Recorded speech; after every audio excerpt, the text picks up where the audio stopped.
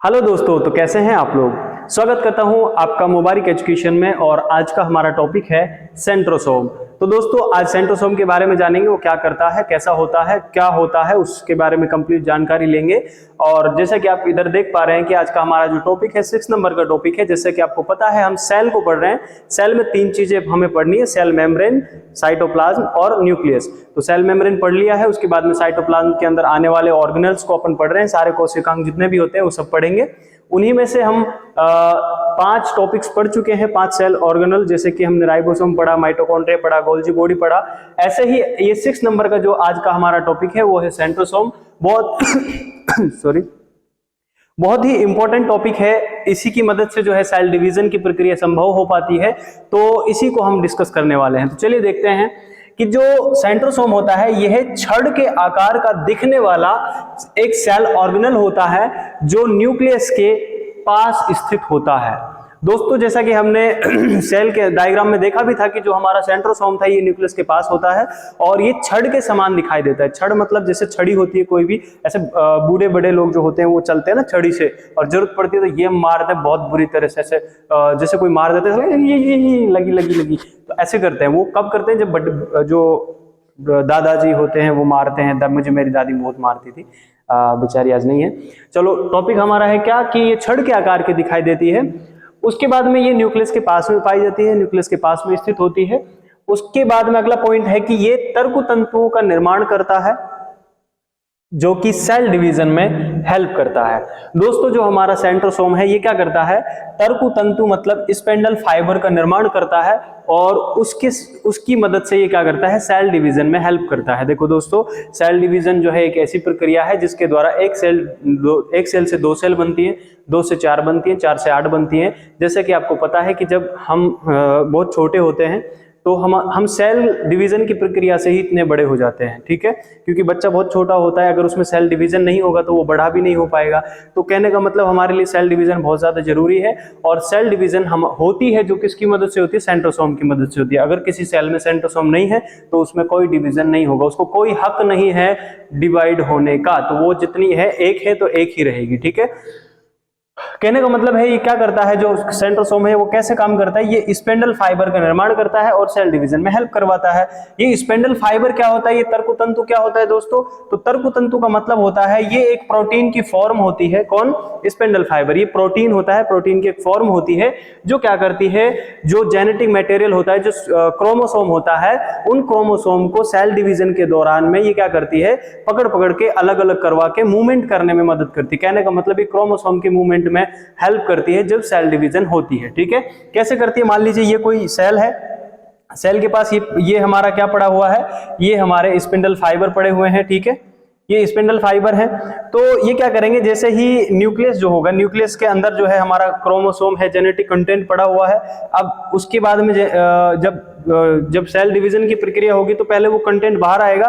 तो जैसे ही वो कंटेंट बाहर आएगा तो ये स्पिंडल फाइबर क्या करेंगे, उनको पकड़ेंगे कि भाई तू आजा मेरे पास, तू आजा मेरे पास। ऐसे ऐसे क्या करेंगे, आधे इधर चले जाएंगे, आधे इधर चले जाएंगे। जैसा कि आप यहाँ पे देख पा रहे हैं, आधे जो क्रोमोसोम है वो इधर चले गए, ठीक है, आधे क्रोमोसोम इधर चले गए। इस तरह से आधे क्रोमोसोम तो यहाँ पे इकट्ठा हो जाएंगे, आधे क्रोमोसोम यहाँ पे इकट्ठा हो जाएंगे।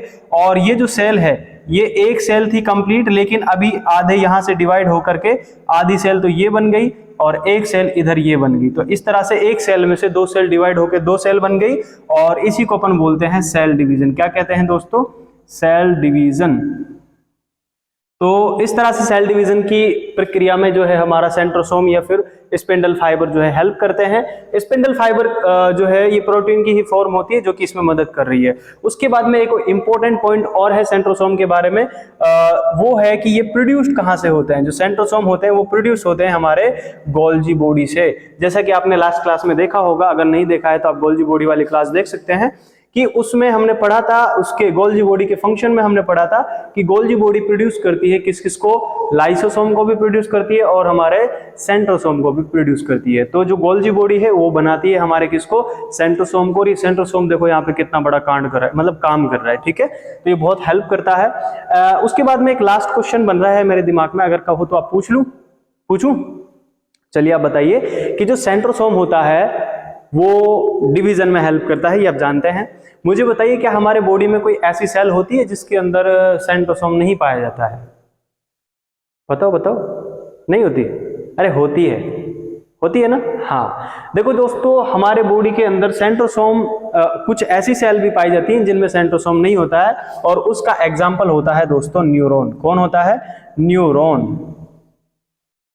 ऐसी सेल कौन सी है जिसमें सेंट्रोसोम नहीं पाया जाता? तो उसका आंसर है न्यूरॉन। दोस्तों, न्यूरॉन में सेंट्रोसोम नहीं पाया जाता है, नहीं पाया जाता है, नहीं पाया जाता है, सीधी सीधी बात है, नहीं पाया जाता है। तो ये जो है न्यूरॉन में सेंट्रोसोम नहीं पाया जाता है, तो क्या न्यूरॉन का डिवीजन भी नहीं होता है? बिल्कुल नहीं होता है, क्योंकि सेंट्रोसोम ही करवाता है डिवीजन। अगर सेंट्रोसोम नहीं है तो डिवीजन भी नहीं होगा। तो फिर आपके दिमाग में एक और खुरापाती क्वेश्चन बन रहा होगा कि अगर न्यूरॉन में सेंट्रोसोम नहीं पाया जाता है, और हम ये जानते हैं कि न्यूरॉन हमारे ब्रेन का निर्माण करता है, ब्रेन में जो है हमारा जो नर्वस सिस्टम है वो उसकी फंक्शनल और स्ट्रक्चरल यूनिट होती है न्यूरॉन, ये तो आप जानते हैं। तो अगर न्यूरॉन में नहीं होता है सेंट्रोसोम और इसमें सेल डिवीजन की प्रक्रिया नहीं होती है, तो ब्रेन ट्यूमर कैसे होता है ना पते का क्वेश्चन। भाई ब्रेन ट्यूमर तो ब्रेन के अंदर होगा ना, फिर ब्रेन ट्यूमर कैसे होगा? अगर उसमें, भाई कैंसर का मतलब या ट्यूमर का मतलब क्या होता है? एबनॉर्मल ग्रोथ हो जाना, एबनॉर्मल डिवीजन हो जाना। तो अगर उसमें न्यूरॉन में ऐसी क्षमता ही नहीं है कि वो डिवाइड कर सके, तो कैसे हो जाता है ब्रेन ट्यूमर? तो दोस्तों, ब्रेन ट्यूमर जो होता है वो इस न्यूरॉन का नहीं होता है। मतलब कि जो है ब्रेन ट्यूमर होता है, हमारा जो ब्रेन होता है, इसके अंदर दो तरह की सेल होती है, एक न्यूरॉन होता है, एक न्यूरोग्लिया होती है। कहने का मतलब दो तरह की सेल होती है। जो न्यूरॉन होता है इसमें कोई डिवीजन नहीं होता है, लेकिन जो न्यूरोग्लिया होती है वो सपोर्टिंग सेल होती है, और उसमें डिवीजन की क्षमता पाई जाती है। तो जिसके अंदर डिवीजन की क्षमता पाई जाएगी वो डिवाइड भी हो सकती है, और उसी के एबनॉर्मल डिवीजन या एबनॉर्मल ग्रोथ की वजह से वहां पर ट्यूमर हो जाता है, जिसको अपन ब्रेन ट्यूमर कहते हैं। तो आई होप आपका ये डाउट भी जो है वो क्लियर हो गया होगा। एंड सेंट्रोसोम के बारे में संपूर्ण जानकारी हमने ले ली है। अगर आपको कोई डाउट लगे तो आप कमेंट में बताइए। किसी टॉपिक के रिगार्डिंग अगर आपको बात करनी है तो आप कमेंट में बता सकते हैं। एंड यहाँ तक देखने के लिए बहुत बहुत बहुत बहुत बहुत ज़्यादा धन्यवाद आपका। एंड यही वीडियो आप शेयर कर सकते हैं अपने दोस्तों के साथ में। मिलते हैं नेक्स्ट क्लास के अंदर नेक्स्ट ऑर्गेनल के साथ में। तो चलिए बाय बाय, धन्यवाद, शुक्रिया।